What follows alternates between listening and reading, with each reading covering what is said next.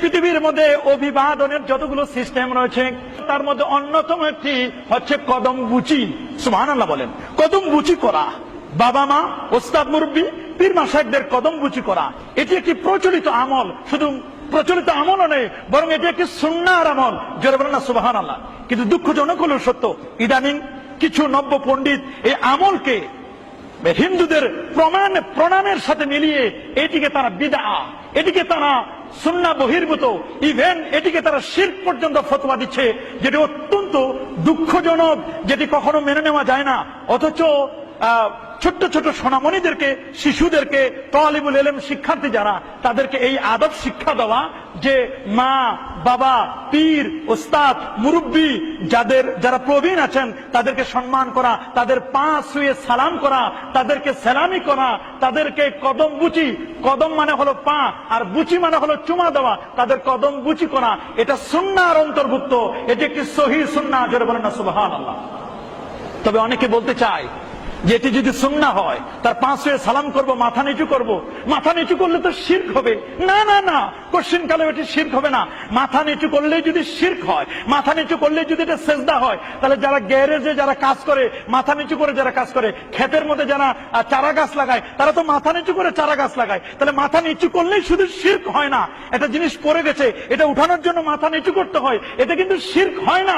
মনে রাখতে হবে এটি একটি সুন্নাহর অন্তর্ভুক্ত। আমি অনেকগুলো হাদিস কোট করব, যেটি সুনানে আবি দাউদের 709 পৃষ্ঠার মধ্যে একটি সুনাম দিয়েছেন ইমাম আবু দাউদ আত-তায়ালিসি রাহমাতুল্লাহ আলাইহি। তিনি বলেছেন বাবু কুবলাতুর রিজলি ওয়াল ইয়াদ, হাত এবং পায়ে চুমু দেওয়া সম্পর্কে। জোরে বলেন না সুবহানাল্লাহ।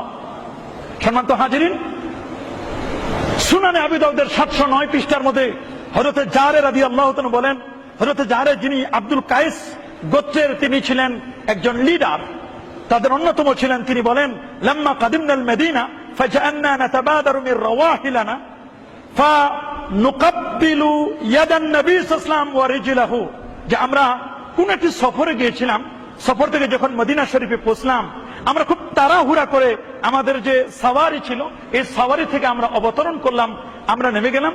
নেমে আমরা আল্লাহর হাবিব, প্যারা নবী, নূর নবী, আকা মাওলা নবীজি মুস্তাফা সাল্লাল্লাহু আলাইহি ওয়াসাল্লামকে তার হাতে এবং পায়ে আমরা চুমু দিলাম। জোরে বলেন না সুবহানাল্লাহ। হাদিসের শব্দ হচ্ছে ফানুকাব্বিলু ইয়াদান নবী সাল্লাল্লাহু আলাইহি ওয়াসাল্লাম ওয়া রিজলাইহি, নবীর হাতেও চুমা দিলাম আর নবীর পায়েও আমরা চুমা দিলাম। এটি সুনানে আবি দাউদের দ্বিতীয় খণ্ড 709 পৃষ্ঠার মধ্যে একটি হাসান পর্যায়ের হাদিস। এই হাদিস নিয়ে কেউ কোনো কিলকাল করে নাই। যদি হাদিসে থাকে তাহলে আমাদের কি আর কোনো বাধা আছে? জোরে বলুন, মানতে কোনো বাধা আছে? সম্মানিত হাজিরিন, শুধু কি তাই? শুধু কি সুনানে আবি দাউদ, সুনান তিরমিজির মধ্যে যে হাদিসটি কোট করেছেন ইমাম তিরমিজি রহমাতুল্লাহ আলাইহি খুব চমৎকার করে, যেটি 2733 নম্বর হাদিস সুনান তিরমিজির মধ্যে, সেই হাদিসটি হচ্ছে যে এক ইহুদি তার সাথীকে বলল যে ওইখানে একজন নবী বসা আছেন, চলো ওই নবীর কাছে যাই। তার সাথী বলছে শোনো, তাকে তুমি নবী বলো না, যদি তাকে তুমি নবী বলো তাহলে তার 4টা চোখ হয়ে যাবে, সে খুব খুশি হয়ে যাবে। তাকে তো আমরা নবী বলে এখন পর্যন্ত মানি নাই, এখনই তুমি তাকে কেন নবী বলবা? তখন ওই লোকটি ইহুদিকে সঙ্গে করে নিয়ে নবী পাক সাল্লাল্লাহু আলাইহি ওয়াসাল্লামের দরবারে আসলেন। সে নবীজি সাল্লাল্লাহু আলাইহি ওয়াসাল্লামকে সেই হযরতে মূসা আলাইহিস সালামকে আল্লাহ তাআলা যে 9টি মিরাক্কেল, 9টি মুজিজা দিয়েছিলেন, নিদর্শন দিয়েছিলেন, সেই নিদর্শন সম্পর্কে জিজ্ঞেস করলেন। 9টি নিদর্শন আল্লাহ নবী এক এক করে 9টি নিদর্শন বলে দিলেন। নবী পাক সাল্লাল্লাহু আলাইহি ওয়াসাল্লাম যখন 9টি নিদর্শন বলে দিলেন, তখন ফাকাব্বালু ইয়াদাইহি ওয়া রিজলাইহি, ওই মুহূর্তে ওই ইহুদি এবং তার সঙ্গী দুজনে মিলে তারা আমার নবীজির হাত এবং পায়ে চুমু দিলেন। জোরে বলেন না সুবহানাল্লাহ। তাহলে বড়দেরকে সম্মান করার যতগুলো মাধ্যম রয়েছে তার মধ্যে একটি অন্যতম মাধ্যম হচ্ছে যে তাদেরকে আগে সালাম দেওয়া, তাদেরকে সম্মান প্রদর্শন করা, তাদের সাথে মুসাফা করা, তাদের সাথে মুআনাকা করা, তাদের হাত এবং পায়ে চুমু দেওয়া, কপালেও চুমু দেওয়া। আপনারা জানেন যারা মক্কা শরীফ, মদিনা শরীফে যান, দেখবেন যে সৌদির যারা আছেন তারা হাতে চুমা দেয়, পায়ে দেয় না। তারা এটাকে তারা অর্ধেক মানে, হাতের চুমাটাকে তারা খুব মানে, হাতে গিয়ে চুমা দেয়, দাড়িতে চুমা দেয়, কপালে চুমু দেয়, কিন্তু হাদিসের মধ্যে ওয়ারিজিলাই হে, পায়ে চুমা দেওয়া যাবে, এটাকে সুন্নাহর নিয়ম অনুযায়ী এটাকে আমরা আমাদের দেশে বলা হয় কদম বুচি, সেলামি করা। আমরা শুধু ঈদ আসলে সেলামি করি, কিন্তু মুরব্বীদেরকে যে সম্মান করতে হয়, শ্রদ্ধা করতে হয়, তাদের কদম বুচি করতে হয়, এটি হাদিস দ্বারা প্রমাণিত। ইমাম বুখারী রাহমাতুল্লাহ আলাইহি তার বিখ্যাত কিতাব আল আদাবুল মুফরাদ, আল আদাবুল মুফরাদের মধ্যে লেখা আছে, মুসা ইবনে ইসমাইল তিনি বলেছেন, আমাদেরকে হাদিস বর্ণনা করেছেন মাতার বিন আব্দুর রহমান আল আনাক, তিনি বলেছেন আমাকে দীর্ঘ হাদিস বর্ণনা করেছেন সাবা গোত্রের এক মহিলা, তার মশহুর নাম হলো উম্মে আবান বিনতে ওয়াজে। হযরত উম্মে আবান বিনতে ওয়াজে, সে তার দাদা থেকে বর্ণনা করেন, তিনি বলেন আমার সাথে আরো অনেকে ছিল, যাকা রাসূলুল্লাহ সাল্লাল্লাহু আলাইহি ওয়াসাল্লাম ফাআখাযনা বিয়াদিহি ওয়া রিজলাইহি নুকাব্বিলুহা, আল্লাহর হাবিবকে আমরা চুমা দিলাম তার হাতে এবং পায়ে। ইমাম বুখারী রাহমাতুল্লাহ আলাইহি তার আদাবুল মুফরাদের মধ্যে তিনি আরেকটি হাদিস কোট করেছেন, 976 নম্বর হাদিস। হযরত সুহাইব বলেন রাআইতু আলিয়ান, আমি হযরত আলী রাদিয়াল্লাহু তাআলাকে দেখলাম হযরত আব্বাস রাদিয়াল্লাহু তাআলা হাত এবং তার পায়ে চুম্বন করছেন, যে রাআইতু আলিয়ান ইউকাব্বিলু ইয়াদাল আব্বাস ওয়া রিজলাইহি, আমি আলী রাদিয়াল্লাহু তাআলাকে দেখলাম যে হযরত আলী রাদিয়াল্লাহু তাআলা হযরত আব্বাস রাদিয়াল্লাহু তাআলা আনহুর হাত এবং পায়ে চুমা দিচ্ছেন। জোরে বলেন না সুবহানাল্লাহ।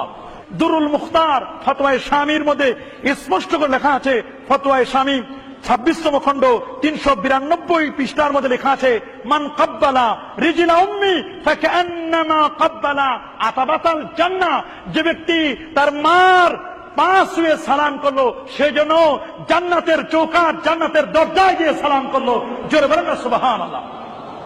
এই যে আল্লাহ নবীর এই বাণীটি কত এক্সিলেন্ট, কত চমকপ্রদ একটি বাণী, যে নবীজি মুস্তাফা সাল্লাল্লাহু আলাইহি ওয়াসাল্লাম তিনি এগুলো শিক্ষা দিয়েছেন তার সাহাবায়ে কেরামদেরকে, বড়দেরকে যে সম্মান করতে হবে, বড়দেরকে যে ভালোবাসতে হবে, এটাই তার বাস্তব প্রমাণ।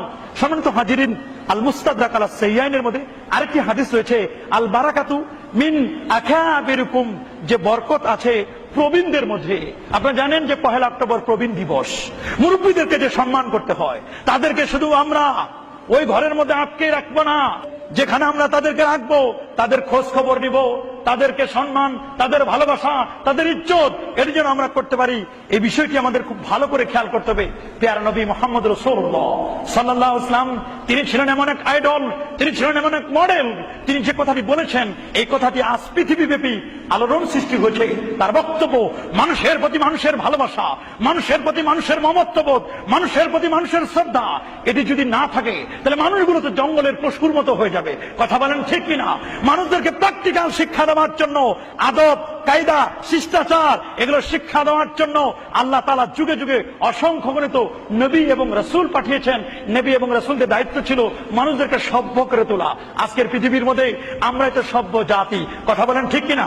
আপনি জাপান, জার্মান, ওয়েস্টার্ন কান্ট্রির দিকে যদি আপনি তাকান, তাহলে আপনি দেখবেন ওই সমস্ত জায়গায় একজন আরেকজনকে ভালোবাসে না, একজন আরেকজনকে মহব্বত করে না, একজন আরেকজনের প্রতি যে সম্মান বোধ, এতটুকু দেখা যায় না। আজকে দুঃখজনক হলে সত্য, আজকে ছোট্ট ছোট শিশুরা, নওজওয়ানরা আজকে এমন হয়ে গেছে যে আজকে একজন মুরব্বীকে দেখলে তারা সম্মান করতে চায় না। কথা বলেন ঠিক কিনা? আগে, আজ থেকে 10-20 বছর আগে, 30 বছর আগে, 50 বছর আগে একটি বাসে অথবা কোনো গাড়িতে যদি দেখা যেত যে একজন মুরব্বী, একজন প্রবীণ মানুষ তিনি দাঁড়িয়ে আছেন, তাহলে ওই প্রবীণ মানুষটাকে দেখার সাথে সাথে যুবক তার সিট ছেড়ে দিয়ে প্রবীণ মানুষটিকে তার জায়গায় বসতে দিত। সুবহানাল্লাহ। কিন্তু এখন হচ্ছে উল্টো।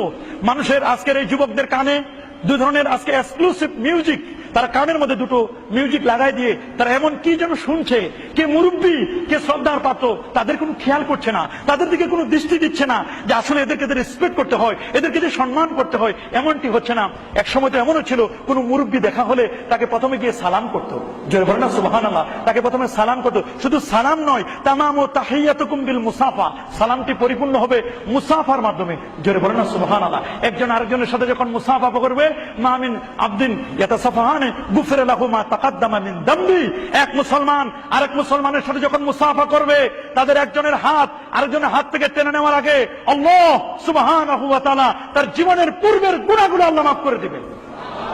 সগীরা গুনাহ ওয়া ইন তাবা, তওবা করলে আল্লাহ কবিরা গুনাহ মাফ করে দিবেন। শুধু কি মুসাফাই শেষ, বরং মুরব্বীদেরকে সম্মানের পাত্র দাদা দাদি শ্বশুর শাশুড়ি ওস্তাদ পীর মাশায়েখ হক্কানি পীর মাশায়েখ তাদের পা ছুঁয়ে সালাম করতে হবে। এটিও ইসলামী আদবের একটি অন্তর্ভুক্ত, ইসলামী শিষ্টাচারের একটি অন্তর্ভুক্ত। এটিকে বিদআ বলা, এটিকে ইসলাম বহির্ভূত বলা, এটি কখনো কাঙ্ক্ষিত নয়, এটি কখনো শোভনীয় নয়, বরং এটি সহিহ সুন্নাহ দ্বারা প্রমাণিত। আমরা যেন মনটি না করি। আপনার শুনলে অবাক হবেন, জগৎ বিখ্যাত মুহাদ্দিস আবি আব্দুল্লাহ মুহাম্মদ ইবনে ইসমাঈল ইবনে ইব্রাহিম ইবনে মুগীরা আল বাপ্তিস্ম আল জুফি আল ইয়ামানি আল বুখারী রাহিমাহুল বারী, ইমাম বুখারী যিনি 6 লক্ষ হাদিসের পণ্ডিত, সেই ইমাম বুখারী রাহমাতুল্লাহ আলাইহি। ইমাম মুসলিম হচ্ছেন শাগরিদ আর ইমাম বুখারী হচ্ছেন ওস্তাদ। ওই মুহূর্তে একদিন ইমাম মুসলিম বলেন, ইয়া উস্তাদ আল উস্তাদিন, হে ওস্তাদের ওস্তাদ, আপনি তো বহু মানুষের ওস্তাদ। উবসুত রেজলাইকা, আপনি আপনার পাটা বাড়ায় দেন। উকাব্বিলু রেজলাইক, আমি যেন আপনার পায়ে একটু চুমা দিতে পারি, একটু কদম বুচি করতে পারি। জোরে বলেন না সুবহানাল্লাহ। ইমাম বুখারীর মতো বড় পণ্ডিতের কাছে ইমাম মুসলিম তিনি বললেন, আপনার পাটা বাড়ায় দেন, আপনার কদম আপনি বাড়ায় দেন। ইয়া উস্তাদ আল উস্তাদিন, হে ওস্তাদের ওস্তাদ, উবসুত রেজলাইকা, আপনার কদম আপনার পাটা বাড়িয়ে দিন, আমি আপনার পায়ে একটু চুমু দিব। উকাব্বিলু রেজলাইকা, ইমাম মুসলিমের মতো বড় পণ্ডিত তিনি যদি ইমাম বুখারীর কদম বুচি করার জন্য তামান্না করতে পারেন, মুস্তাহিদ হতে পারেন, তাহলে কদম বুচিকে বিদআ বলা, মুরব্বীদেরকে সম্মানের জন্য কদম বুচি একটি অন্যতম সম্মানের একটি প্রতীক। কথা বলেন ঠিক কিনা? অবশ্য আমাদেরকে বুঝতে হবে, শুধু তাই নয়, মুরব্বীদেরকে শ্রদ্ধা করতে হবে।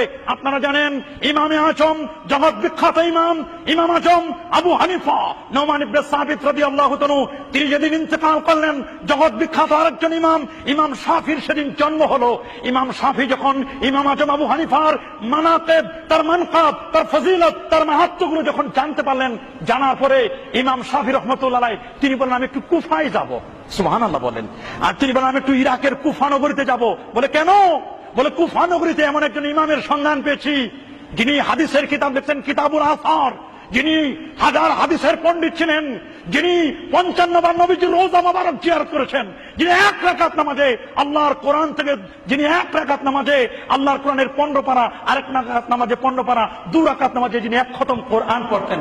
জোরে বলেন সুবহানাল্লাহ। সেই ইমাম শাফি রাহমাতুল্লাহ আলাইহি তিনি যখন ইমাম আজমের কবরের পাশে আসলেন, তিনি বলেন, ইন্নী লা আতাবাররাকু কবরা নোমান, খতিবে বাগদাদী সহিহ বলেছেন, আমি আবু হানিফার কবর থেকে ফায়েজ লাভ করি, তামাজ্জু লাভ করি, তার কবর থেকে আমি বরকত লাভ করি। যখন কোনো বিপদে পড়তাম তার কবর এসে আমি দোয়া করতাম, দোয়াটা কবুল হয়ে যেত। শুধু তাই নয়, আমি বিসমিল্লাহ জোরে পড়ার মানুষ, হাত একটু আমি উপর দিকে বাড়তাম, কিন্তু আমি এমন হয়ে গেছি ইমাম আবু হানিফার সম্মানে, তিনি একজন বড় ইমাম, একজন সম্মানের ব্যক্তি, একজন মুরব্বী তিনি, এই জন্য তার সম্মানে আজকে আমি আমার বিসমিল্লাহ জোরে পড়া এটা ছেড়ে দিলাম, আমি আমিন জোরে পড়া এটা আমি ছেড়ে দিলাম তার সম্মানে। আল্লাহু আকবার বলেন।